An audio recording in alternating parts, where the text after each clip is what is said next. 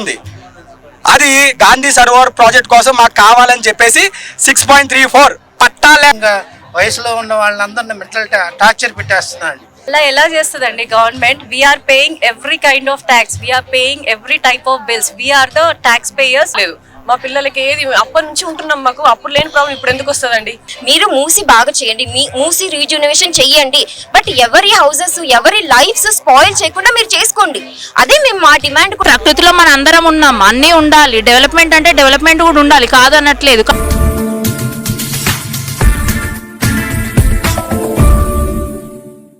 ఇప్పుడు మమ్మల్ని ఖాళీ చేయించి మమ్మల్ని ఇబ్బంది పెట్టి తర్వాత అది జరుగుతుందో జరగదో సగం సగం అంటే ఎలాగ చెప్పండి. మాకు ఇనీషియల్గా జనవరి 11 అలా నోటీస్ వచ్చిందండి, హిందూ పేపర్లో వేశారు. అంటే తెలంగాణ రెవెన్యూ డిపార్ట్మెంట్ నుంచి నోటీస్ వచ్చింది. ఏమని వచ్చింది? గాంధీ సరోవర్ కోసం మాది 6.34 ఏకర్స్ ఉంది, అది గాంధీ సరోవర్ ప్రాజెక్ట్ కోసం మాకు కావాలని చెప్పేసి 6.34 పట్టా ల్యాండ్ అని క్లియర్గా స్టేట్మెంట్లో మెన్షన్ చేశారు. మెన్షన్ చేసినారు. ఇది ఆల్రెడీ మీకు తెలుసు కదా, మీకు గాంధీ స్టాచ్యూ కోసం 5,000 కోట్లు ఎందుకు అని చెప్పేసి మొత్తం తెలంగాణ అంతా కూడా ఎందుకు అక్కడ అదర్ పథకాలు ఇవ్వట్లేదు కాబట్టి తెలంగాణ అంతా కూడా బాగా పాపులర్ అయింది. పాపులర్ అయిన 1 వీక్ 10 డేస్లో ఏం చేశారంటే మేము అక్కడ గాంధీ సరోవరం కాదు, మేము అక్కడ మీది బఫర్ జోన్లో వచ్చిందంటారు, మాది 2.5 ఎకరాలు బఫర్ జోన్లో వచ్చిందంటారు. సార్ మళ్ళీ క్లారిఫై చేస్తున్నాను, ఆర్డీఓ గారు కానీ చామల కిరణ్ కుమార్ గారు కానీ లేకపోతే మన సామ రామ్మోహన్ రెడ్డి గారు కానీ గవర్నమెంట్కి కానీ చెప్తున్నాను. సార్ మాది 2004లో వచ్చింది, 2004-7 మధ్యన కన్స్ట్రక్షన్ జరిగింది. మా మొదటి గృహప్రవేశం చేసిన వాళ్ళు 2009. మీది మీకు ఇంకా చెప్పాలంటే మాది మూసీ కాదు, మాది 2 పాయలు మూసి లంగరౌస్ నుంచి మూసి ఉంటుంది, బఫర్ జోన్ దానికి వర్తిస్తుంది. మాది మినిమం 9 మీటర్స్ అనుకుంటే మాది 9 మీటర్స్ కానీ మాకు రోడ్డు ఉంది పక్కన మాకు అక్కడ రాయి కూడా ఉంది. మా ఇప్పుడు మళ్ళీ బఫర్ జోన్ అంటున్నారు. ఇప్పుడు ఆర్డీఓ గారు అప్పుడే ఇచ్చారు మాది పట్టా ల్యాండ్ అని, మళ్ళీ ఎలా బఫర్ జోన్ అని చెప్తారండి? ఖమ్మంలో అది నిజంగా అది భూదాన భూముల్లో పాపం ఉన్నారు సార్. ఇప్పుడు సేమ్ ఇదే రేవంత్ రెడ్డి గారు, మీరు గమనించలేదు, జస్ట్ 1.5 year బ్యాక్ నీకు ప్రజలకి ఏమన్నా అవసరం అయితే ఇల్లులు ఏమన్నా కావాలితే గవర్నమెంట్ భూముల్లో కానీ భూదాన భూముల్లో కానీ ఎక్కడైనా మేము చేస్తా ఉన్న వాళ్ళు మరి ఇలా చేయడం చాలా తప్పు కదండి. ఇప్పుడు ఇలాగంటారు. ఇప్పుడు మాలంటే చూడండి, మాదే చూడండి, మాది గాంధీ సరోవర్ పట్టా ల్యాండ్ అని చెప్పేసి వితిన్ 1 వీక్ 10 డేస్లో ఇష్యూ రాగానే మీరు 2.5 ఎకరాలు బఫర్ జోన్లో ఉన్నాయంటారు ఆర్టీఓ గారు. ముందు ఇచ్చిన నోటీస్ ఆర్టీఓ గారే, చెప్పేదే ఆర్టీఓ గారే. ఇప్పుడు మీకు 2 bedroomకి 60 లక్షలు ఇస్తున్నారు ఆర్టీఓ గారే, 3 bedroomకి 70 lakhs ఇస్తామన్నది ఆర్టీఓ గారే. ఎలా చెప్తారు చెప్పండి? ఇప్పుడు ఒకవేళ బఫర్ జోన్ ఉందంటే అక్రమంగా బుల్డేజర్లు లాగుతారు కదా. మాకైతే నమ్మకం లేదండి. మేము అందుకే మాకు నిజంగా చెప్పాలంటే కేటీఆర్ గారు కానీ అదర్ పార్టీ మన బీజేపీ కానీ నిజంగా కొద్ది సంఘీభావం ప్రకటిస్తున్నారు. కొండాటికి 1.5 year 2 years బ్యాక్ చేసాం స్టార్టింగ్ అండి. అప్పుడు గీతలు గీసారు చూసారు ఆర్బీఎక్స్ అని, అప్పటి నుంచి పోరాడుతున్నాను మేము. మొత్తం మా మూసి ఇంచుమించు 3,000-4,000 ఫ్యామిలీలు ఉన్నాయండి మొత్తం అంతా కూడా. అప్పుడు హరీష్ రావు గారు, నెక్స్ట్ మన సబితేంద్రమ్మ వాళ్ళ అబ్బాయి మన కార్తీక్ రెడ్డి గారు, వీళ్ళంతా కూడా మా అపార్ట్మెంట్కి 2-3 సార్లు విజిట్ చేశారండి. ఇప్పుడు ఏమి లేదు, అత్తాపూర్ దాటిన తర్వాత జియాగూడ ఇవన్నీ వస్తుంది కదండి. ఫస్ట్ ఆ పార్ట్ స్టార్ట్ చేయమనండి. ఫస్ట్ ఆ పార్ట్ గట్స్ ఏమైనా ఉంటే ఆ పార్ట్ స్టార్ట్ చేసి మా దగ్గరికి రమ్మనండి. అంటే మేము అమాయకులోనే ఏంటి మధ్య తరగతి వాళ్ళు, మాకు ఇల్లు అన్నది ఒకే ఒక కళ అండి, అది జీవితంలో ఒక్కసారి చేసుకుంటాం. మేము అమాయకులు అనుకున్నారా? మీకు ఏమి లేదు, జస్ట్ అత్తాపూర్ తర్వాత నుంచి స్టార్ట్ చేయమనండి. ఒకవేళ అక్కడ ఎలా అవుతే ఇచ్చేస్తాం మేము. అక్కడ కనుక స్టార్ట్ చేసి అక్కడ డెమోలిషన్ చేసి మీరు ఎంత 1 కిలోమీటరు ఇటు 100 మీటర్లు 1000 మీటర్లు పెట్టుకోండి, అప్పుడు రండి. అంతేగాని నెక్స్ట్ ఇంకొకటి అండి సార్, ఇప్పుడు రీసెంట్గా మీరు నార్సింగ్ ఎప్పుడైనా చూసారా? మీరు నార్సింగ్ జంక్షన్లో ఆదిచేతను కరోనా టైంలో స్టార్ట్ చేశాడు, అప్పుడే హైడ్రా కూడా వచ్చింది కదండి. మరి అది ఎక్కడ ఉంటుంది తెలుసా? అది మూసి బఫర్ జోన్ కాదు, రివర్ బెడ్లో ఉంటుంది అది. మొన్న 2 గేట్లు ఎత్తినప్పుడు హిమాయత్ సాగర్లు మొత్తం ఇంచుమించు కొద్ది పార్ట్ కూడా అది వాటర్లో డిప్ అయింది. మరి అది కనపడదండి అది ఆర్డీఓ సార్కి. ఆర్డీఓ గారు మాదేం బఫర్ జోన్, మాది ఎన్ని గేట్లు ఎత్తినా మాది అసలు ఒక్క చొక్క కూడా రాదండి. ఇప్పుడు ఆర్డీఓ గారు మాకు ఇచ్చారు కదా, లేదు మీది పట్టా ల్యాండ్ కాదు 2.5 ఎకరాలు బఫర్ జోన్ అన్నారు కదా, మరి వాళ్ళది బఫర్ జోన్ రాదా వాళ్ళది? ఒక్కసారి అక్కడ కూడా వెళ్ళండి. రంగనాథన్ సార్ మీకు కూడా చెప్తున్నాం, మీరు నిజంగా చాలా న్యాయంగా చేసి ఎన్నో వేల ఎకరాలు సేవ్ చేస్తున్నారు కాబట్టి మీకు నార్సింగ్ వెళ్తే మీకు ఇంచుమించు ఒక 30-40 ఎకరాలు సేవ్ చేయొచ్చు. మీరు నార్సింగ్ తెలుసు కదా మీకు, ఇంచుమించు 150 కోట్లు ఉంటుంది, 4,500 కోట్లు సేవ్ చేయొచ్చు మీరు. గవర్నమెంట్ ఈ మాత్రం మా పక్కన చాలా స్థలం ఉందండి, ఆ మాత్రం డెవలప్ చేసినా చాలు వాళ్ళు. అది చేయకపోగా దీన్ని పాటు చేస్తున్నారు, మమ్మల్ని కూడా నాశనం చేస్తున్నారు అనమాట. ఇది మానసికంగా వయసులో ఉన్న వాళ్ళందరినీ మెంటల్ టార్చర్ పెట్టేస్తున్నారండి. 60-70 ఏళ్ళు దాటిన వాళ్ళు 100 మంది ఉన్నారు. ఇంతమంది ఉసురు కొట్టుకొని ఇంతమంది మెంటల్ టెన్షన్ పెడుతున్నారు కాబట్టి, మానసికమైన హెరాస్మెంట్ చేస్తున్నారు కాబట్టి ఈ గవర్నమెంట్ని మేము అడుగుతున్నాం, ఎందుకు మీకు ఏం హక్కు ఉందని మమ్మల్ని మానసికంగా హెరాస్మెంట్ చేస్తున్నారు. నోటిఫికేషన్ వచ్చింది న్యూస్ పేపర్లో, లైక్ మా సర్వే నెంబర్ ఈ బ్యూటిఫికేషన్ ప్రాజెక్ట్లో ఉంది, బఫర్ జోన్లో ఉంది. సో మా ల్యాండ్ అక్వైర్ చేస్తే వాళ్ళు వాలంటరీగా వాళ్ళు టీడీఆర్స్ ఇస్తామని నోటిఫికేషన్ ఇచ్చారు. కానీ మేము అలా ఇల్లులు ఇవ్వడానికి రెడీగా లేమండి. గవర్నమెంట్ బ్యూటిఫికేషన్ చేసుకుంటే వితౌట్ డిస్ట్రక్షన్ మా ఏరియాస్ కన్సిడర్ చేయకుండానే బ్యూటిఫై చేసుకోవాలి. బఫర్ జోన్ లిమిట్స్ ఇప్పుడు ప్రాజెక్ట్ కోసం సెట్ చేశారండి. మేము తీసుకున్నప్పుడు ఇట్ వాజ్ కరెక్ట్, అప్పుడు బాగుండింది, అప్పుడు ఏం అబ్జెక్షన్ లేదు. కానీ ఇప్పుడు బ్యూటిఫికేషన్ ప్రాజెక్ట్ వచ్చేసరికి బఫర్ లిమిట్స్ కూడా పెంచేశారు. So we oppose that. We don't want to give our homes. They can do any kind of development without touching our homes. అలా ఎలా చేస్తుందండి government? We're paying every kind of tax, we're paying every type of bills, we're the tax payers. అలా చేయడానికి గవర్నమెంట్కి ఎలాంటి right ఉంది? అలా చేస్తే అది ప్రాపర్ గవర్నమెంట్ కాదని వాళ్ళే ప్రూవ్ చేసినట్టు అవుతుంది. Government should take care of people, but they are destroying our lives. This is not at all correct. కాలనీలో ఇట్ వాజ్ లైక్ 200 హోమ్స్ ఉంటాయండి. అది ఒక ప్రాపర్ లేఅవుట్ 8 years బ్యాక్ తీసుకున్నాము. మా పక్క కాలనీస్లో కూడా చాలామంది ఉన్నారండి.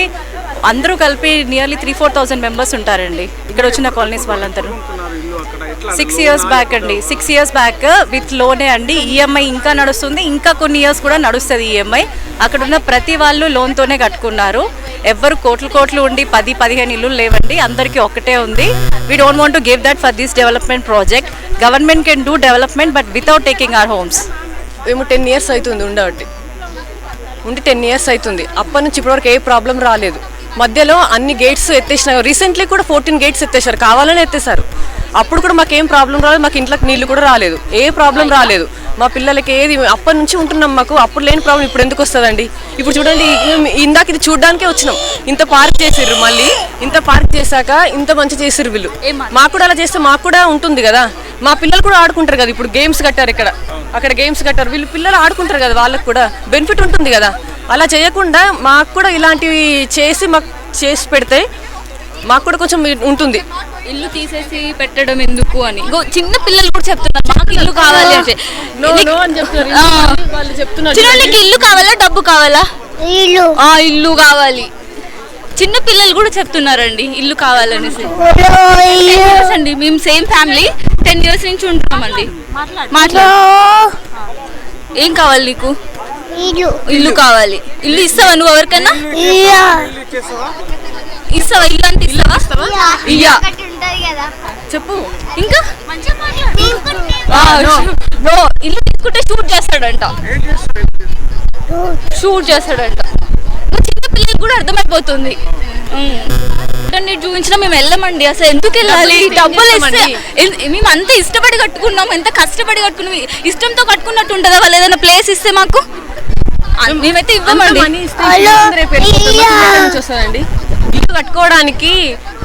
ఇల్లు కట్టుకోవడానికి 2-3 years అవుతుంది మాకు. మరి ఈ డబ్బులు ఇప్పుడు ఇస్తే రేపు వెళ్ళిపోతుంది, ఏముంటుందండి మాకు? మా చేతిలో ఉంటుందా? అంత ఇల్లు కట్టాలంటే ఫస్ట్ ఓపిక కావాలి, టైం కావాలి. ఆ టైం ఎక్కడ వస్తుంది? ఇప్పుడు ఇప్పటి ఈ సిచ్యువేషన్లో టైం దొరకాలంటే ఎవరికి దొరుకుతుందండి? ఆఫీస్ వెళ్తున్నారు, మిగతా టెన్షన్స్ ఉంటాయి, అవి ఉంటాయి, ఇవి ఉంటాయి, ఏం దాని గురించి మాకు అవి ఎందుకండి? లేని వాళ్ళకి ఇవ్వండి, మాకెందుకు? మేము మాకు కట్టుకున్న ఇల్లులు కూలగొట్టేసి ఎందుకండి? లేని వాళ్ళు రోడ్డు మీద ఎంతమంది ఉన్నారు, గుడిసెలు కట్టుకుని ఉన్నారు, వాళ్ళని కూల్ చేయకండి, వాళ్ళని తీసుకొని దాంట్లో ఉంచండి. మేము కట్టుకున్న దాంట్లోకి మమ్మల్ని ఎందుకండి తీసేయడం? ఎందుకంత మీకెందుకంత ఇబ్బంది? మేము మాకు సొంతంగా సరే మీరు చేస్తారు, మాకు కూడా బెనిఫిటే కదా.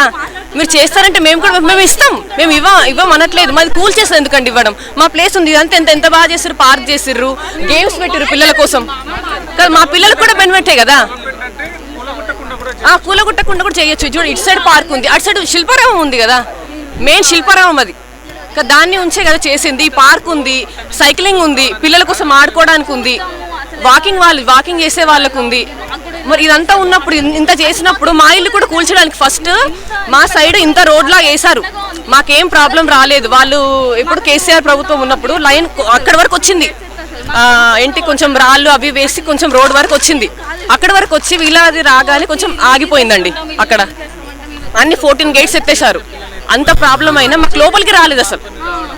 నీళ్ళు మాకు ఇంట్లోకి వస్తాయంటే అది కూడా ప్రాబ్లం లేదు కదా, మాకు వస్తాయి, మాకు ప్రాబ్లం అవుతుంది, మీరు తీసుకోండి అంటే అది వేరు, మీరు తీసుకున్నది ఒక మాట ఉంటుంది, మాకు అది కూడా లేదు కదా.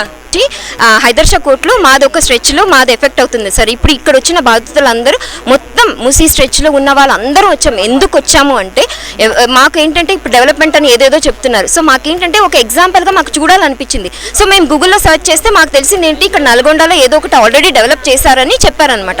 సరే సారీ నాగోల్లో మనకి ఆల్రెడీ డెవలప్ చేశారని వస్తే సరే ఒకసారి మనం కూడా ప్రజలుగా వెళ్ళి చూద్దాం డెవలప్మెంట్ అంటే ఎలా ఉంటుందని చెప్పడానికి మేము వచ్చాం.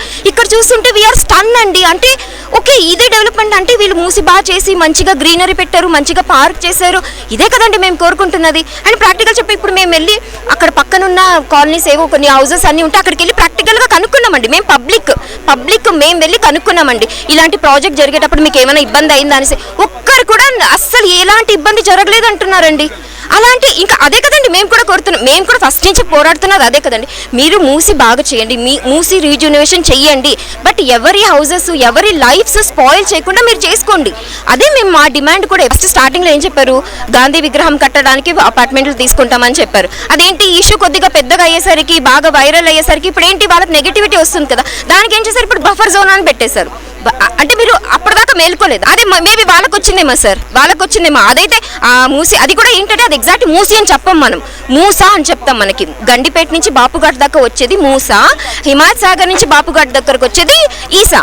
సో ఇవి రెండు నదులు కలిసే చోటు వేరు, అక్కడ బఫర్ జోన్ అనేది పెరుగుతుంది. మాకు ఇక్కడ ఎందుకు పెంచుతున్నారో అర్థం కావట్లేదండి. ఇది ఒక జస్ట్ నాలా, మాకు మేమున్న ఏరియా ఒక జస్ట్ నాలా.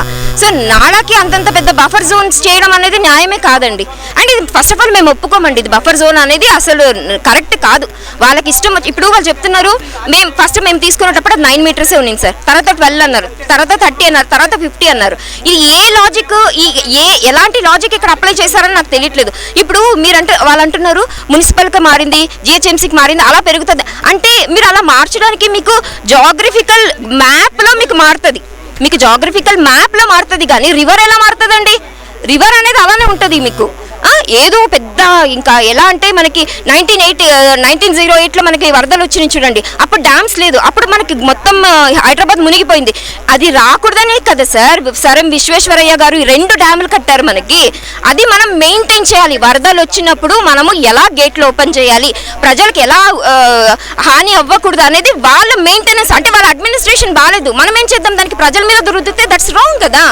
సో అందుకే మేము ఒకసారి సార్ వాళ్ళకి అందరికీ చూపించడానికి వచ్చాం. సార్ డెవలప్మెంట్ అంటే ఇలా చేసుకోండి, we're supporting for such kind of development. Sir డైరెక్ట్గా సీఎం గారు ఏమంటున్నారు, నాకు ప్రజలు ఎంత ఏడ్చినా నేను సాడిస్ట్ ఫీలింగ్ తీసుకుంటున్నాను అంటారు. ఇంకా అలాంటి మనుషులతో మా కన్నీళ్ళు ఎలా కనిపిస్తాయండి చెప్పండి? మేము ఎంత కొట్టుకున్నా మా కన్నీళ్ళు కల్పించు. వాళ్ళకి పెయిడ్ ఆర్టిస్ట్ లాగా అనిపిస్తుంటే అది వాళ్ళ కర్మకే వదిలేస్తున్నాను సార్. నేనేం చెప్పను, ఎందుకంటే ఆడపిల్లలు రోడ్ ఎక్కామండి మా ఇల్లులు కాపాడుకోవడానికి. అలాంటిది పెయిడ్ ఆర్టిస్ట్ అనేది ఎంతవరకు కరెక్ట్ చెప్పండి?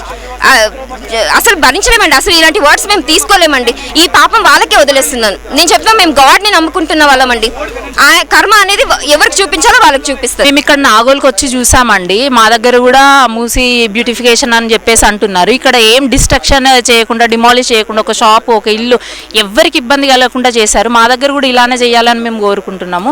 ఇక్కడ ఇలా చేసినప్పుడు ఇది వీళ్ళు ఒక బౌండరీ క్రియేట్ చేశారు, ఇలా ఎవరికి ఇబ్బంది కలగకుండా చేయొచ్చు కదా అని.